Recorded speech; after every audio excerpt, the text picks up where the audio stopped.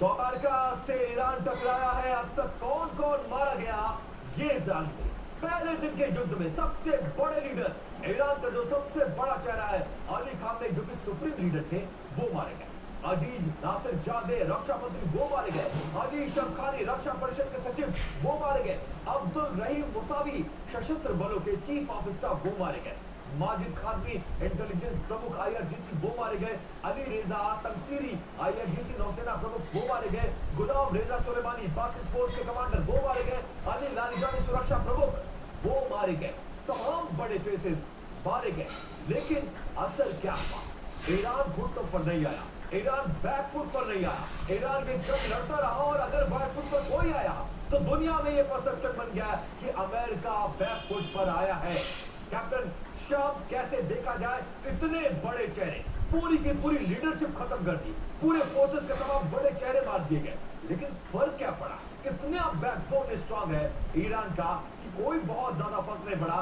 Tone down America को करना पड़ा। ईरान अपने रुख पर कायम था कि हम लड़ेंगे और तब तक लड़ेंगे जब तक अमेरिका का टोन डाउन नहीं हो जाता।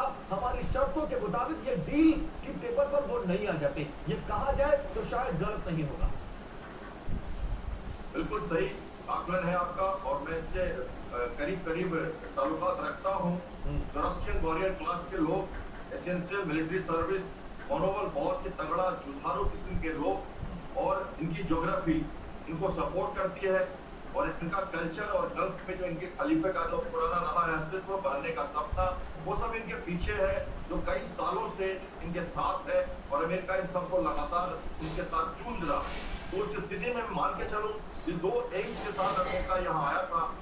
पहला एम बहुत क्लियर है कि फंक्शनल कंट्रोल जो है स्टेट ऑफ हॉर्मुज का, वो किसी न किसी तरह से ईरान के हाथ से निकालना है और उसके लिए वो जो भी करे, जैसे भी मेमोरेंडम साइन करे, वहां पे एक बड़ी मुश्किलात आने वाली है। क्योंकि जहां तक ईरान कहता है कि सोवरेनिटी या जो राइट्स है वो स्टेट ऑफ हॉर्मुज के वो नहीं छोड़ेगा, वो देगा, लेकिन वो सर्विस टैक्स लगाएगा, टोल टैक्स नहीं लगाएगा। एक रिजीम बना दिया उसने, एक अथॉरिटी बना दी उसने गल्फ के एरिया में और अपने पार्लियामेंट से पास भी करा दिया इन सब को। तो पहली बात वो विजिबल एम है और दूसरा इनविजिबल एम है ये uranium, regime change, command structure को तोड़ना, इतनी सारी जो मुश्किलात उसने पैदा की, इतने लोगों को मार दिया उसने, ये उसका एनिहिलेशन, मनोबल तोड़ना और एक इनविजिबल एम है। वहां कुछ मिलेगा, कुछ नहीं मिलेगा,